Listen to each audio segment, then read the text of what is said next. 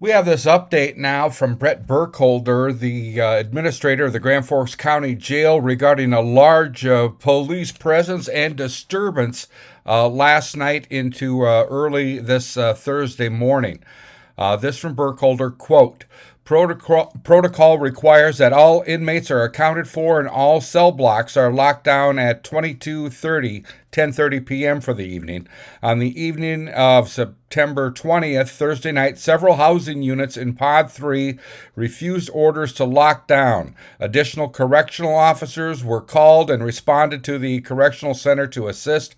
All housing units except for A locked down. Unit A citing lack of the delivery of ordered commissary items by 4 inmates for the reason to not lock down.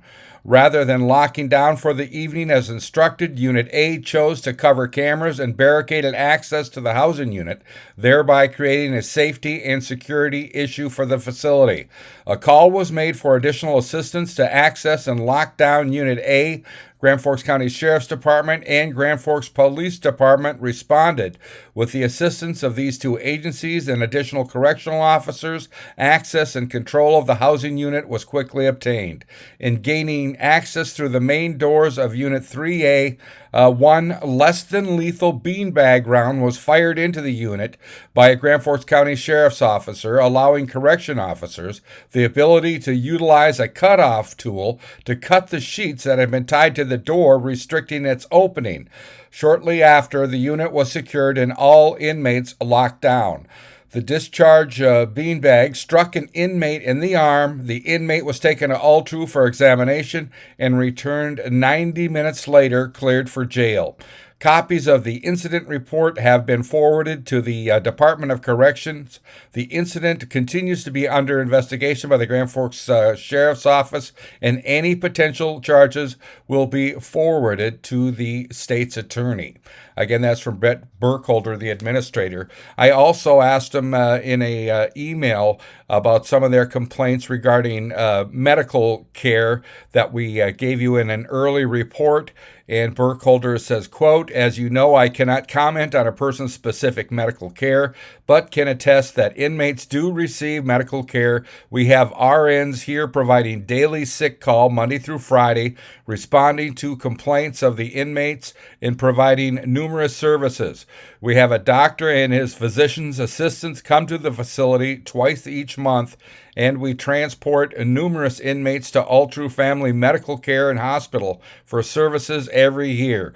We rely on medical professionals to determine necessary care. And as far as food, I've discussed this already. Summit Food Services provides daily caloric intake of 2,600 calories, which exceeds the recommended 2,400 caloric intake for sedentary males. The individual that makes up the meals is a licensed dietitian, and we rely on her expertise to ensure individuals receive a nutritional diet. Again, that was from Bret Burkholder, administrator at the Grand Forks County Jail. And here's one more clip from an inmate we received today from the jail. Please tell Neil Carson. Last night at the jail, the CERT team, the Special Emergency Response Team, has shot a few inmates with beanbag guns, and the inmates had to be transported to Altru Hospital to be treated. Dorms were flooded and doors were tied off. We don't want to riot, disturb, or mess up day-to-day operations, but we do not want to be disregarded, neglected, have rights, and deserve to be treated with respect, and should not have to fight to be treated fairly because Burkholder doesn't make sure his staff and facility is following protocol.